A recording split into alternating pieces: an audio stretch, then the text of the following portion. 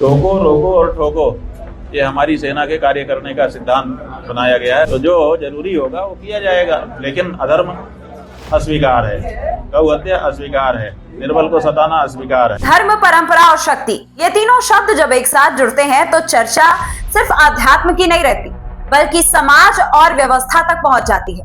आज हम बात एक ऐसे ऐलान की करेंगे जिसने देश भर में हलचल मचा दी है। वाराणसी से एक बहुत बड़ी घोषणा आई। शंकराचार्य स्वामी अभिमुक्तेशानंद सरस्वती का एक बहुत बड़ा फैसला, जिसमें उन्होंने कहा है कि 2,18,700 सैनिकों की एक चतुर्गिड़ी सेना बनाने का ऐलान कर दिया। जी हाँ, आपने सही सुना, सेना। लेकिन ये कोई सरकारी सेना नहीं है, ये एक धार्मिक, सामाजिक और सांस्कृतिक रक्षा के नाम पर बनाई जाने वाली एक संरचना है। और इस सेना का उद्देश्य होगा गाय की रक्षा करना, शास्त्रों की रक्षा करना, मंदिर और धर्म की रक्षा करना।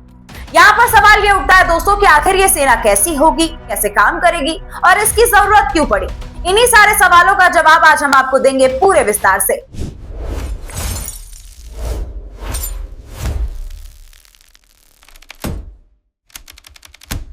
नमस्कार, आप देख रहे हैं क्लियर कट और मैं हूं आपके साथ गरिमा। हाजिर हूं एक बार फिर से आपके बीच एक नए वीडियो को लेकर के। दोस्तों, वाराणसी में सोमवार को शंकराचार्य स्वामी अभिमुक्तेशानंद सरस्वती ने एक बहुत बड़ा ऐलान कर दिया। उन्होंने कहा कि चतुर्गिड़ी सेना में कुल 2,18,700 सैनिक होंगे और ये संख्या कोई यूं ही तय नहीं की गई, इसके पीछे एक पूरा गणित समझाया गया है। उन्होंने बताया कि एक टीम यानी कि पत्ती में 10 लोग होंगे, ऐसे कुल 21,870 टीमें बनाई जाएंगी।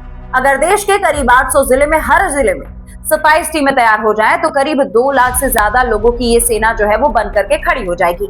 यानी कि एक तरफ पूरी तरह से संगठित, संरचित और योजनाबद्ध ढांचा। और ये कोई अचानक लिया गया फैसला नहीं है, बल्कि इसके पीछे एक बहुत लंबी रणनीति दिखाई देती है। चलिए हम आपको वो समझा देते हैं। सबसे बड़ा सवाल यहाँ पर यह है कि ये जो सेना है वो क्या करेगी, आखिर क्यों बन रही है। तो दोस्तों, शंकराचार्य ने खुद इसका पूरा रोड मैप बताया है। उन्होंने साफ कहा कि ये जो सेना है वो 4 मुख्य कार्यों के लिए होगी: गौ रक्षा, धर्म रक्षा, शास्त्र रक्षा और मंदिर रक्षा। यानी कि धार्मिक और सांस्कृतिक मूल्यों की सुरक्षा को केंद्र में रख करके इस सेना को तैयार किया जाएगा। इसके साथ ही इस सेना की एक पहचान भी तय की जाएगी। ड्रेस होगा, इसका ड्रेस कोड भी रखा गया है। तो ड्रेस कोड अगर हम आपको समझाते चले तो पीले रंग का ड्रेस होगा, हाथ में परशु यानी कि एक फरसा होगा। यानी ये सिर्फ एक संगठन नहीं बल्कि एक प्रतीक भी होगा कि जो परंपरा और शक्ति दोनों को दर्शाएगा। दोस्तों, इसमें सबसे दिलचस्प बात पता है क्या है? इस सेना के काम करने का तरीका बहुत अनोखा है। शंकराचार्य ने खुद फॉर्मूला बताया है। आपको बताया कि पहले टोको, अगर नहीं माने तो रोको और नहीं रुके फिर ठोको। लेकिन यहाँ ठोको का मतलब हिंसा नहीं है।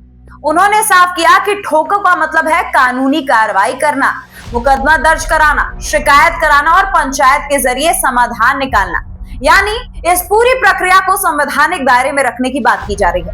यह एक बहुत महत्वपूर्ण बिंदु है, क्योंकि दोस्तों इससे यह स्पष्ट हो रहा है कि इस सेना को कानून के दायरे में रहकर ही काम करने की बात की जा रही है।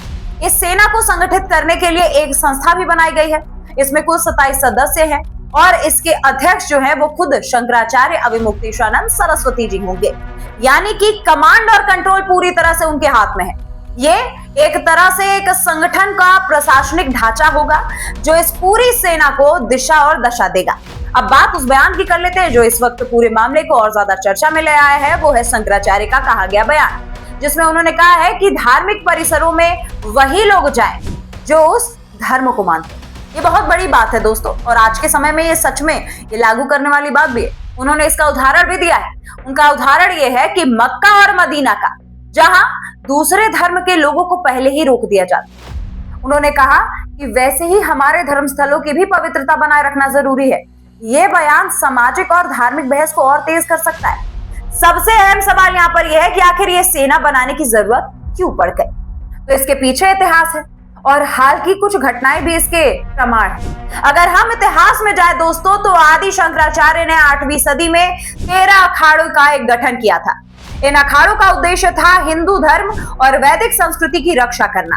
और ये जो अखाड़े हैं वो एक तरह से धार्मिक सेना की तरफ की गई काम करते थे, जहां साधुओं को योग और अध्यात्म के साथ साथ शस्त्रों की भी शिक्षा दी जाती थी। लेकिन आजादी के बाद यानी कि 1974 में ही अखिल भारतीय अखाड़ा परिषद का एक गठन हुआ।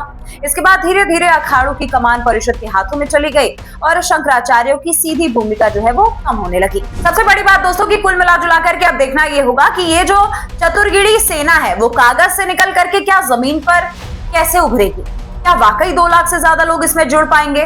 क्या ये जो संगठन है वो वैसा ही प्रभाव डाल सकता है जैसा दावा किया जा रहा है, या फिर ये भी एक सीमित दायरे में रह जाने वाला पहल बन करके रह जाएगा? फिलहाल दोस्तों ये ऐलान हो चुका है, देश की धार्मिक और सामाजिक चर्चाओं में ये केंद्र भी बन चुका है। आप इस पर क्या राय रखते हैं और आप इसको कैसे देखते हैं? कमेंट सेक्शन में अपनी राय को लिखना मत भूलिएगा। आज के लिए फिलहाल इतना ही, मुझे दीजिए इजाजत, नमस्कार। This video is sponsored by Ram Ram Group of Companies, co-sponsored by Nature House and Bhaiya Ji Silver Coated Ilachi.